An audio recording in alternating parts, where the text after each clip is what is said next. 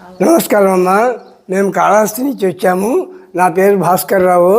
మేము ఇక్కడ నాగప్రతిష్ఠ కార్యక్రమం సిద్ధమై ఇక్కడ ఈరోజు 17/9/2024 సంవత్సరంలో ఈరోజు ఉదయము నాగప్రతిష్ఠ కార్యక్రమం జరిపాము. కావున మాకు చాలా సంతోషం అయినది. ఈ స్వామివారి కృప మేము ఇక్కడికి తెచ్చాము. ఇక్కడ కార్యక్రమం చాలా ఆహ్లాదకరంగా జరిగిందండి.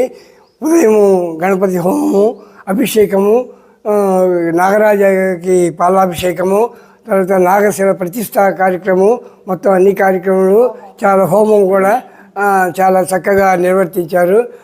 మాకు చాలా ఆనందదాయకంగా అయినది.